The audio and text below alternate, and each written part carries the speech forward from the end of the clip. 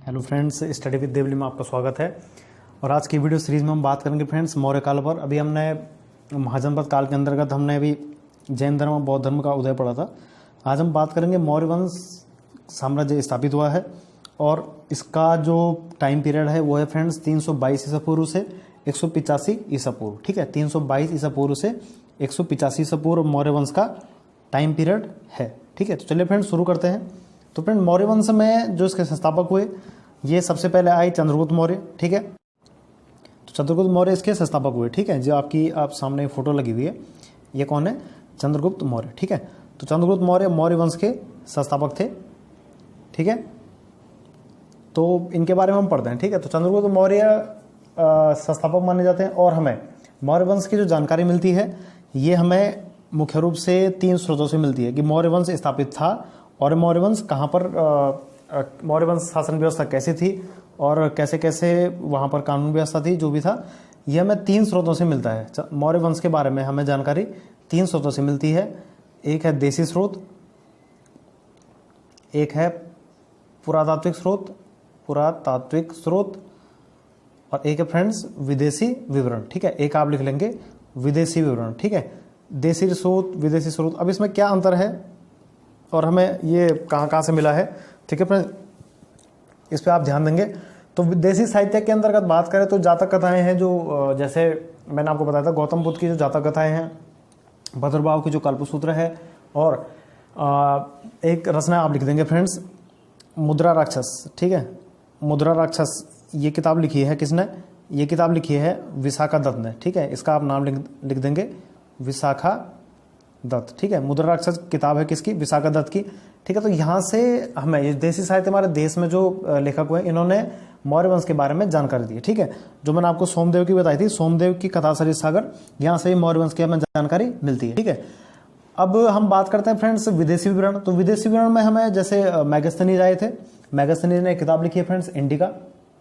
ठीक है, और पुरातत्व की बात करें, पुरातात्विक अर्थ है कि पुराने जो हमारे स्रोत बात करें फ्रेंड्स, तो अशोक ने क्या लिखे हैं? शिलालेख लिखे हुए हैं। ठीक है, शिलालेख, अशोक ने क्या लिखे हुए हैं? शिलालेख। तो उन शिलालेखों से हमें मौर्यकालीन जानकारी मिलती है जो कि हमें प्राप्त हुए हैं। ठीक है, अशोक के अभिलेखों में शिलालेख, स्तंभलेख और गुहालेख थे। ठीक है, इसके बाद देखिए फ्रेंड्स कैसे हमें मौर्य वंश की जानकारी मिलती है।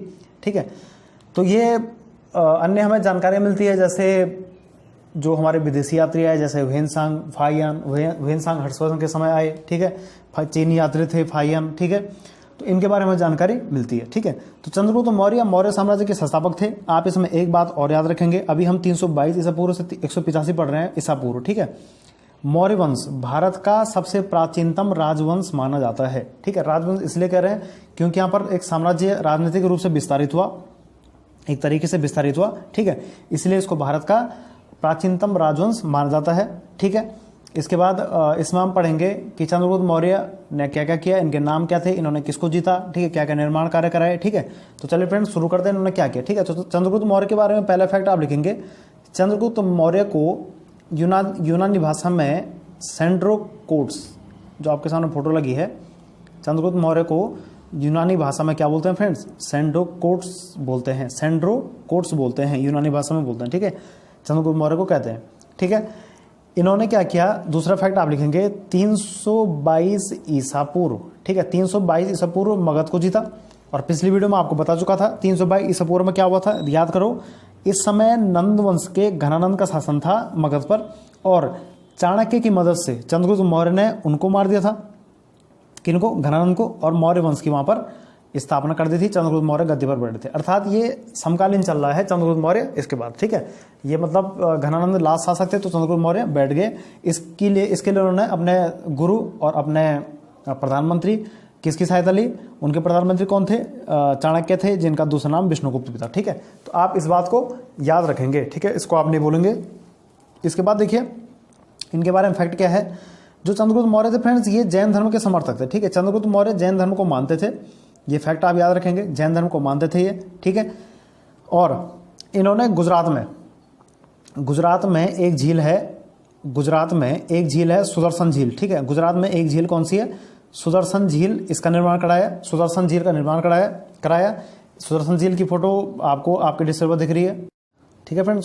सुदर्शन झील का है, गुजरात में है, ये आपके सामने ये झील दिख रही है देखिए।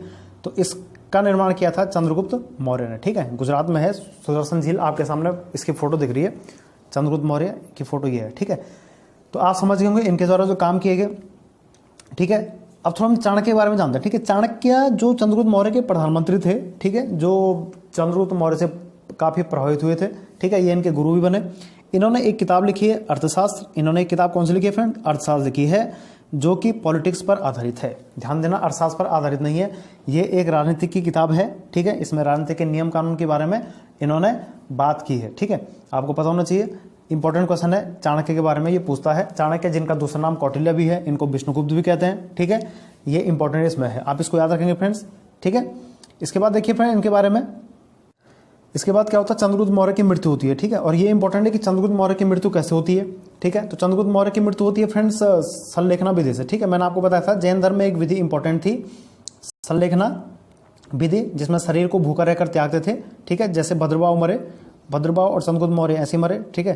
तो चंद्रगुप्त मौर्य इनका मरने के लिए श्रवण बेलगोला गए, जहाँ की गोमतेश्वर की मूर्ति भी है। श्रवण बेलगोला मैं आपको बता चुका हूँ, श्रवण बेलगोला कर्नाटक में, ठीक है। तो यहाँ ये मरे थे, आपको पता होना चाहिए चंद्रगुप्त मौर्य, आप इतना ही पढ़ेंगे, ठीक है। इसके बाद इनके पुत्र आए थे बिंदुसार। ध्यान देना, बिंबिसार नहीं कह रहा हूँ मैं, बिंबिसार हेराकौंस के थे, बिंदुसार चंद्रगुप्त मौर्य के पुत्र के रूप में गद्दी पर बैठे। और बिंदुसार के बारे में हम पढ़ते हैं। बिंदुसार का कार्य समयावधि थी 298 ईसा पूर्व से 273 ईसा पूर्व, ठीक है। बिंदुसार के बारे में पढ़ रहे हैं। बिंदुसार का जो टाइम पीरियड है 298 बीसी से 273 बीसी, ठीक है। बिंदुसार के बारे में पढ़ रहे हैं हम। बिंदुसार आपके डिस्प्ले पर देखिए फ्रेंड्स, बिंदुसार। तो देखिए फ्रेंड्स, चंद्रगुप्त मौर्य की मृत्यु के बाद बिंदुसार गद्दी पर बैठे, और बिंदुसार की फोटो आपको डिस्प्ले पर दिख रही है, ठीक है। तो बिंदुसार की फोटो आपको दिख रही होगी। बिंदुसार देखिए फ्रेंड्स आप, ये बिंदुसार हैं, ठीक है। यहाँ पर आप देखिए बिंदुसार हैं। और इसमें आपको एक चीज और दिख रही होगी, जो ये मौर्य साम्राज्य था, ये मौर्य साम्राज्य बिंदुसार के समय या चंद्रगुप्त मौर्य के समय वो कहाँ से कहाँ फैला था। देखिए ये मगध था, यहाँ पर ये कलिंग है जहाँ पर अशोक ने आक्रमण किया, कलिंग उड़ीसा में है देखिए। इसके बाद ये सिंध प्रदेश है, इधर सिंध है, गांधार है, ठीक है। पूरा ये फैला था। अस्मक है दक्षिण में, विंध्य में, ये दक्षिण में एकमात्र था अस्मक, ठीक है। यहाँ पर अरब सागर है, यहाँ बंगाली खाड़ी है, ठीक है ना। तो फ्रेंड्स आप देखिए कहाँ से कहाँ मगध साम्राज्य, ये जो मौर्य साम्राज्य था, ये लगभग पूरे भारत में फैला था, ठीक है। पूरे भारत में उस समय मौर्य साम्राज्य फैला था। कौशल देखिए यहाँ पर आप, जहाँ की श्रावस्ती थी, जहाँ पर बुद्ध ने सर्वाधिक उपदेश दिए। मगध ये देखिए, अवंती देखिए जिसको उज्जैन कहते हैं, छिपरा नदी के किनारे है, वर्तमान नाम इसका उज्जैन है, ठीक है। तो मौर्य साम्राज्य देखिए कहाँ से कहाँ फैला था, बिंदुसार। बिंदुसार का एक नाम पूछता है फ्रेंड्स एग्जाम में, उपनाम। बिंदुसार का एक उपनाम होता है अमित्रघात, ठीक है। बिंदुसार का उपनाम नोट कर लीजिए, बिंदुसार को अमित्रघात कहा जाता है। अमित्रघात आप नोट कर लीजिए इसको, बिंदुसार को अमित्रघात कहा जाता है। अमित्रघात का अर्थ फ्रेंड्स की जो शत्रु का नाश करता है। अमित्र मतलब शत्रु, घात मतलब नाश करने वाला, ठीक है। तो बिंदुसार ने कुछ खास काम नहीं किए, इन्होंने ध्यान रखना 25 साल तक शासन किया, और इनको अमित्रघात कहते हैं। बिंदुसार जो कि मौर्य के पुत्र थे। हम इंपॉर्टेंट पढ़ेंगे अशोक, जो कि बिंदुसार के पुत्र अशोक आ रहे हैं, जिनके बारे में हम थोड़ा ज्यादा विस्तृत जानकारी हम पढ़ेंगे, ठीक है। तो फ्रेंड्स देखिए मौर्य साम्राज्य कहां से कहां फैला था, पूरा पूर्वी से लेकर पश्चिमी, और इधर अस्मक से लेकर ऊपर गांधार तक ऊपर काफी फैला था, ठीक है। कलिंग तो हम इसके बाद पढ़ेंगे, अशोक कम पढ़ेंगे जब, ठीक है।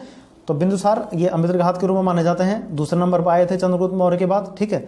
अब इसके बाद पढ़ते हैं फ्रेंड्स कि अशोक के बारे में, अशोक कब आए और उन्होंने क्या क्या कार्य किए, तो ठीक है फ्रेंड्स। तो इसके बाद देखिए फ्रेंड्स आपके डिस्प्ले पर अशोक हैं, अशोक महान, जिनको अशोक कहते हैं, मौर्य सम्राट अशोक, जो ये काफी प्रसिद्ध हुए। मौर्य वंश के सबसे शक्तिशाली राजा के रूप में ये गिने जाते हैं, जिन्होंने कलिंग पर आक्रमण किया था, ठीक है। जिनके समय तृतीय बौद्ध संगीति हुई थी। इनके बारे में बहुत कुछ जानने को है, ठीक है। इन्होंने बौद्ध धर्म अपनाया था, शिलालेख लिखे, गुहा लेख लिखे, स्तंभ लेख लिखे, क्या क्या इन्होंने लिखे, हम इसको इस वीडियो में अच्छे से पढ़ते हैं, ठीक है। तो अशोक का जो समयावधि है फ्रेंड्स, अशोक की समयावधि हम पढ़ लेंगे 273 ईसा पूर्व, बीसी बोलते हैं, से 232 बीसी, ठीक है। 273 बीसी से 232 बीसी तक अशोक का शासनकाल रहा। मौर्य वंश में तीसरे नंबर पर आए थे, ठीक है। अशोक की समयावधि इसको आप याद रख लेंगे, ठीक है, ओके। इसके बाद दूसरा फैक्ट इसमें लिखेंगे आप 269, अशोक के बारे में जरूर याद करेंगे आप फैक्ट। 269 ईसा पूर्व इनका राज्याभिषेक होता है। ये गद्दी पर बैठते हैं, थोड़ा गद्दी में बैठने पर इनको समय लगता है, ठीक है, क्योंकि ये राजाओं से उस समय उलझते हैं, उनसे उनके भाइयों के साथ लड़ाई होती है, ऐसा कहा जाता है, ठीक है। तो ये गद्दी पर, अशोक की गद्दी पर ये मौर्य साम्राज्य गद्दी पर ये बैठते हैं, ठीक है। आपको याद होना चाहिए इनका उपनाम, ठीक है, इनका उपनाम है, इनका एक उपनाम आता है फ्रेंड्स एग्जाम में, इनका उपनाम है देवनाम प्रियदर्शी, ठीक है, देवनाम मतलब देवताओं में देवताओं के प्रिय और देखने में देवताओं के प्रिय, देवनाम प्रियदर्शी, ठीक है, या देवताओं को प्रिय लगने वाले कह सकते हैं आप, देवनाम प्रियदर्शी, ये दर्शी इनको कह सकते हैं आप। ये अशोक का उपनाम एग्जाम में पूछा जाता है, देवनाम प्रियदर्शी अशोक को कहा जाता था, ठीक है। इसके बाद इनके बारे में नया फैक्ट क्या पढ़ें, इसके बाद इसमें देखिए फ्रेंड्स कि पुराणों में इनको अशोक वर्धन कहा गया है, पुराणों में इनका नाम अशोक नहीं है बल्कि अशोक वर्धन है, ठीक है, पुराणों में इनका नाम अशोक वर्धन है, अशोक वर्धन नोट कर लो, अशोक वर्धन इनका नाम पुराणों में है, ठीक है। इसके बाद हम इसमें पढ़ेंगे जो कलहण थे, इन्होंने अपनी किताब में, क्योंकि हमें मौर्य साम्राज्य की जानकारी कलहण की राज तरंगिणी से मिलती है, भद्रबाहु के कल्पसूत्र से मिलती है, कथा सरित सागर के सोमदेव से मिलती है, ठीक है। तो राज तरंगिणी में कलहण ने लिखा है कि इन्होंने, जो आज जम्मू कश्मीर की राजधानी है श्रीनगर, ठीक है, जम्मू कश्मीर की राजधानी कहाँ है, श्रीनगर है, तो इन्होंने लिखा है उसमें कि इन्होंने श्रीनगर की स्थापना की थी, ठीक है। तो कलहण ने लिखा है इसमें, राज तरंगिणी में, राज तरंगिणी किताब है कलहण की, उन्होंने लिखा है कश्मीर के इतिहास की, कश्मीर के इतिहास पर है वो। तो मौर्य सम्राट अशोक ने श्रीनगर की स्थापना की थी, इसको आप याद रखेंगे। अशोक की पुत्री का नाम याद रख लो आप, अशोक की पुत्री थी चारुमती, संघमित्रा भी थी जिन्होंने बौद्ध धर्म के प्रचार के लिए भेजा, महेंद्र पुत्र था, महेंद्र और संघमित्रा को उन्होंने बौद्ध धर्म के प्रचार प्रसार के लिए भेजा, और चारुमती इनकी पुत्री थी, ठीक है। इसके बाद आता है फ्रेंड्स कलिंग वाली कहानी, ठीक है। कलिंग जो इंपॉर्टेंट है, जो अशोक के समय जो काफी इंपॉर्टेंट जो आता है एग्जाम में, वो कलिंग की लड़ाई है, ठीक है। तो कलिंग की लड़ाई होती है फ्रेंड्स 261 ईसा पूर्व, ठीक है। तो कलिंग का जो युद्ध होता है वो होता है 261 ईसा पूर्व। कलिंग पड़ता है उड़ीसा में, उड़ीसा का पूरा नाम आप कह सकते हैं, उड़ीसा में एक नगर भी है कलिंग नगर। तो वहां पर अशोक ने आक्रमण किया था, ठीक है। और कलिंग पर आक्रमण के जो कारण थे, वो कारण क्या थे, वो अशोक की साम्राज्यवादी नीति थी, ठीक है। कलिंग व्यापार की दृष्टि से महत्वपूर्ण था, और कितने लोग मानते हैं कि हाथियों की प्राप्ति के लिए अच्छा था, तो इसलिए वहां पर कलिंग पर अशोक ने आक्रमण किया, अपना साम्राज्य विस्तार करता था, और इसमें वो सफल भी रहा, और बाद में मौर्य साम्राज्य का एक प्रांत बनाया गया, किसको, कलिंग को, ठीक है। मौर्य साम्राज्य का प्रांत था, ध्यान रहे मौर्य साम्राज्य में प्रांतों की संख्या 5 थी, जिसको सूबे भी कहते हैं। मौर्य साम्राज्य में 5 सूबे होते थे या 5 प्रांत होते थे, उनमें से एक कलिंग भी था जब वो जीता, ठीक है। तो कलिंग पर आक्रमण का कारण मैंने बता दिए, और इसका परिणाम क्या हुआ, ठीक है। तो कलिंग पर जब आक्रमण हुआ, तो पहले हम बता दें उस समय राजा कौन था वहां, उस समय वहां पर शासन था नंदराज का, ठीक है। तो वहां पर नंदराज का शासन था, तो इन्होंने, अशोक ने इनको हराया, ठीक है, नंदराज को हराया, ठीक है। और इसका परिणाम ये हुआ कि अशोक जीत गए, और उनको इन्होंने एक मगध में एक प्रांत के रूप में बनाया, ठीक है। 261 ईसा पूर्व। कलिंग की राजधानी पूछता है फ्रेंड्स, कलिंग की राजधानी आती है एग्जाम में, कलिंग की राजधानी थी तोसली, इंपॉर्टेंट, इसको नोट कर लो आप। कलिंग की राजधानी कहाँ थी, तोसली थी, ठीक है, जहां पर कलिंग ने आक्रमण किया था। कलिंग कहां पर था, उड़ीसा में है, ठीक है। इसके बाद इंपॉर्टेंट क्वेश्चन पूछता है एग्जाम के पॉइंट ऑफ व्यू कि अशोक ने किस धर्म को अपनाया, अशोक किस धर्म के थे। तो आप इसमें याद रखेंगे फ्रेंड्स, अशोक थे किस धर्म के, अशोक का जो धर्म था वो था बौद्ध धर्म, ठीक है। अशोक ने बौद्ध धर्म को अपनाया, ध्यान रखिए आप। और ये कहा जाता है कि इन्होंने तब अपनाया जब ये कलिंग पर आक्रमण करके लौटे थे। तो इनका हृदय परिवर्तन, क्योंकि कलिंग के आक्रमण में कहा जाता है काफी नरसंहार हुआ, काफी लोग मारे गए, लाखों लोग मारे गए उसमें, और उसके बाद वहां भुखमरी फैली, और कितने लोग भुखमरी से मरे।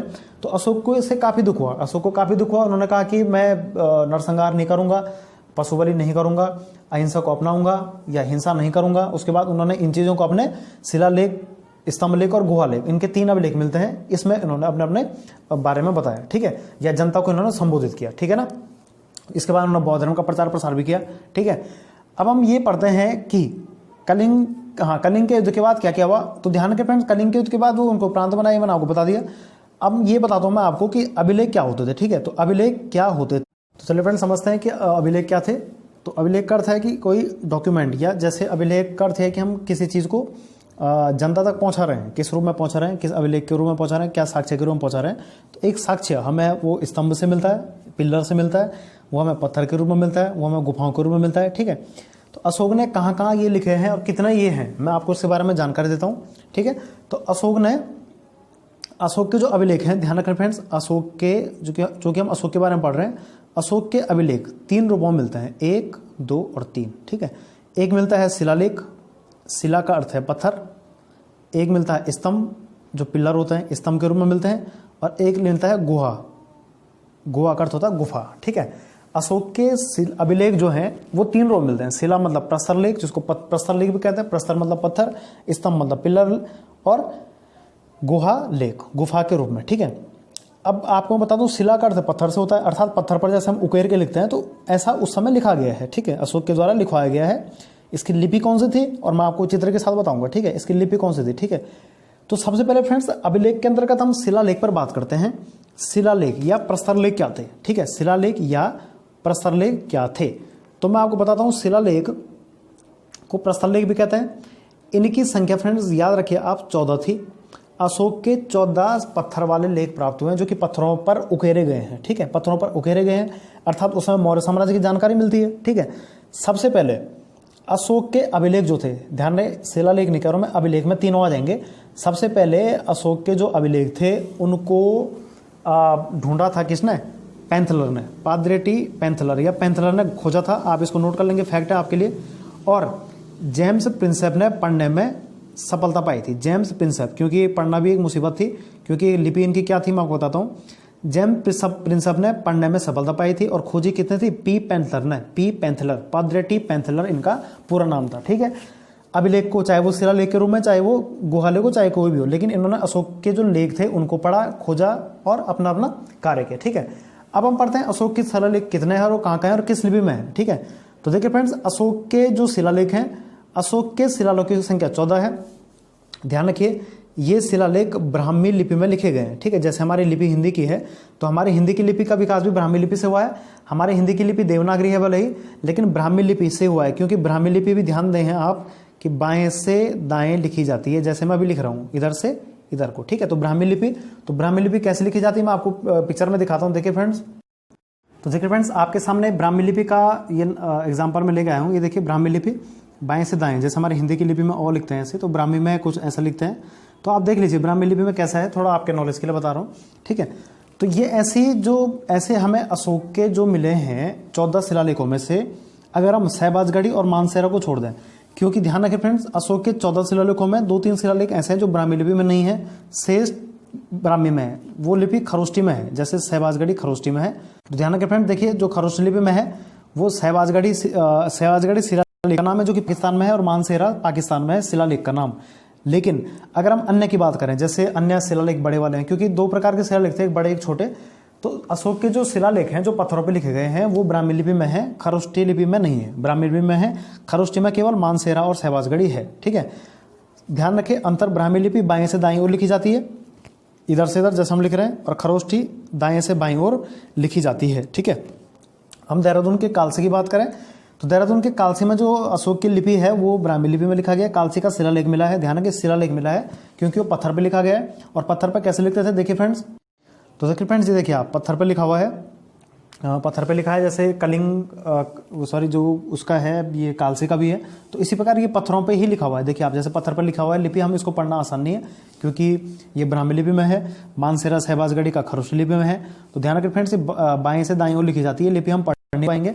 ऐसे पत्थर देखिए आप, कुछ भी नहीं है, केवल पत्थर है और उस पर ऐसे लिखा गया है, कुछ वहां की अलग अलग जानकारी। तो मैं आपको मेन बताऊंगा, जैसे 13वां शिलालेख मिलता है, उसमें कलिंग के बारे में लिखा गया है, उसमें कलिंग का वर्णन है, जैसे जो अशोक ने कलिंग का युद्ध किया था तो उसके बारे में है कि वो उसके बाद वो कलिंग युद्ध करने के बाद उसका हृदय परिवर्तन हो गया था और उसने युद्ध न करने की ठान ली थी, ठीक है।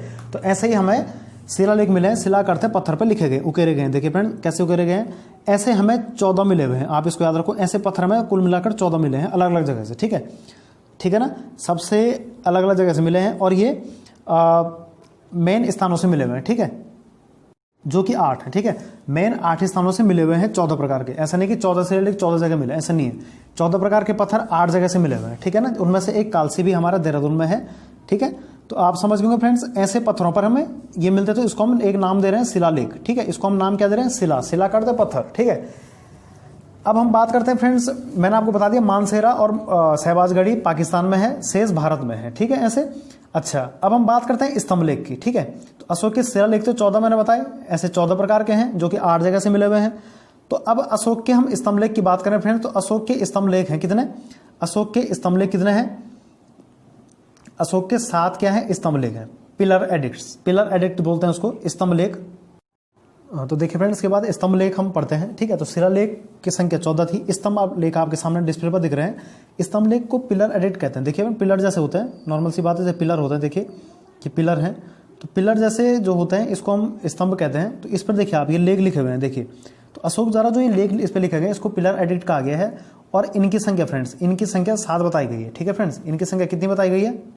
ठीक है, तो इनकी संख्या कितनी बताई गई है? 7 बताई गई है। ठीक है, तो अशोक के 7 स्तंभ लेख हैं और 14 शिलालेख हैं। 7 इस प्रकार के मिले हैं 6 अलग अलग जगह से। ठीक है, जैसे मैं 14 प्रकार के शिलालेख 8 जगह से मिले थे, उसी प्रकार 7 स्तंभ लेख 6 जगहों से मिले हुए हैं। उनमें से एक ये जो आपके सामने है, ये वाला जो मैं टिक कर रहा हूँ, ये मिला है फ्रेंड्स कहाँ से? ये है प्रयाग प्रशस्ति का। ठीक है, प्रयाग प्रशस्ति इलाहाबाद से मिला है। और ये वाला मिला है टोपरा से। टोपरा है दिल्ली में। ठीक है, टोपरा से मिला है, टोपरा, ठीक है, दिल्ली से मिला है। ठीक है, टोपरा वाला स्तंभ लेख की खासियत है कि इसमें बाकी स्तंभ लेख जो 6 हैं उनके बारे में, मतलब इसमें सब के सब जो जितने भी स्तंभ लेख हैं उनके बारे में अशोक ने लिखा हुआ है। बाकी सब अन्य जगह से मिले हुए हैं। जैसे टोपरा वाला जो यहाँ पर आपको दिख रहा है, तो टोपरा वाले शिलालेख में अशोक ने सब कुछ बताया है, मतलब अन्य जो 6 बच रहे हैं उनके बारे में टोपरा में बताया हुआ। टोपरा पड़ता दिल्ली में। ठीक है, और प्रयाग प्रशस्ति ये वाला है इलाहाबाद वाला। ठीक है, ये इलाहाबाद में मिला हुआ है, ये वाला इलाहाबाद। ठीक है, तो ध्यान रखना फ्रेंड्स, जो प्रयाग वाला है, प्रयाग प्रशस्ति कहते हैं इसको। जो प्रयाग वाला स्तंभ लेख है, इसमें बाद में जो इसके बाद गुप्त काल हम पढ़ेंगे, तो गुप्त काल में समुद्रगुप्त ने भी अपना इसमें क्या किया, अपने इसमें लेख लिखे या उत्कीर्ण कराए। ठीक है, इसमें पहला अभिलेख समुद्रगुप्त ने दिया, उसके भी लेख इसमें मिलते हैं। और बाद में मुगल बादशाह जहांगीर द्वारा भी इसमें लिखवाया गया कुछ। ठीक है, गुप्त के बाद फिर मौर्य वो मुगल वंश आएगा बाद में दिल्ली सल्तनत में, तो मुगल में जहांगीर ने, ध्यान देना, मुगल वंश में आएगा तो जहांगीर ने, और गुप्त वंश समुद्रगुप्त ने इस पे अपने लेख लिखवा रखे हैं। ठीक है, उसको भी बाद में पढ़ा गया। ठीक है ना, वो भी इसी पर लिखे गए हैं। क्योंकि सबसे पहले ये स्थापित था कहाँ, ये था पहले कौशाम्बी में, उत्तर प्रदेश जिला इलाहाबाद है। ठीक है, बाद में अकबर द्वारा ये इलाहाबाद किले में लाया गया। ठीक है, इसको बाद में अकबर द्वारा इलाहाबाद के किले में लाया गया। और धीरे धीरे गुप्त वंश आया और गुप्त काल में समुद्रगुप्त ने भी हमने इस पर लिखा। उसके बाद फिर मुगल काल आया, उसमें जहांगीर ने लिखा। ठीक है, तो प्रयाग वाला इंपॉर्टेंट एग्जाम में पूछा जाता है। प्रयाग प्रशस्ति इसको कहते हैं। ठीक है, इसको प्रयाग प्रशस्ति कहते हैं। ठीक है, या प्रयाग स्तंभ लेख इसको कहते हैं। ठीक है ना, इस प्रकार टोपरा है या लोरिया है, इंपॉर्टेंट आपको ये पढ़ने की जरूरत नहीं, बट टोपरा याद रखो जो कि सबसे बड़ा भी है, और प्रयाग प्रशस्ति याद रखो जो कि इलाहाबाद वाला है। ठीक है, 7 प्रकार के स्तंभ लेख में हमें ये मिलते हैं। ठीक है ना, इसके बाद देखिए फ्रेंड्स, इसमें इंपॉर्टेंट है गुहा लेख। ठीक है, गुहा लेख जो कि गुफाओं को काट कर बनाए गए थे। तो अशोक ने गुफाओं को काट कर, ठीक है, आजीविक संप्रदाय के लोगों को दान में दे दिया था।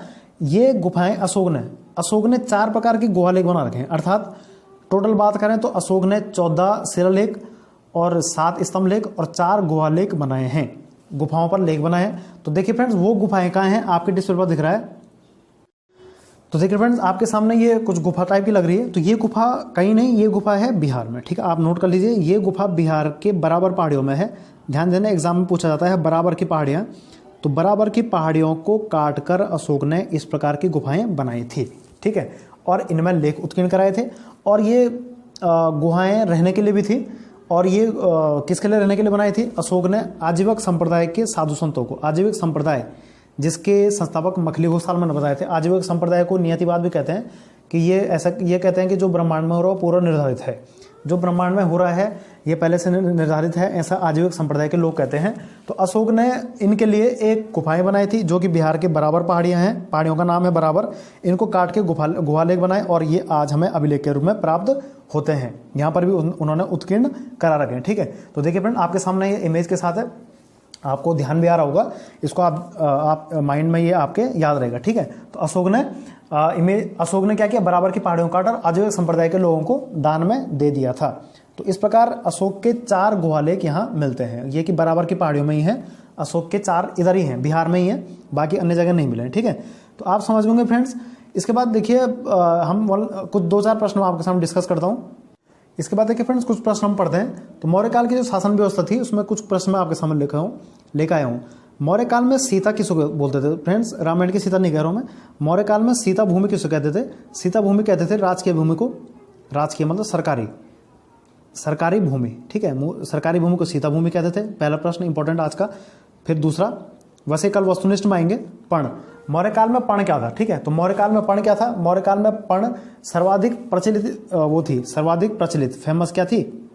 मुद्रा थी, ठीक है। सर्वाधिक प्रचलित मुद्रा आप लिख लीजिए, करेंसी कह सकते हैं। तो मौर्य काल में पर्ण बहुत इंपॉर्टेंट है फ्रेंड्स, एग्जाम में पूछा जाता है। मौर्य काल में पर्ण क्या था, तो पर्ण प्रचलित मुद्रा थी, ठीक है। इसके बाद देखिए एग्जाम में जो पूछा जाता है मैं आपको बताता हूँ।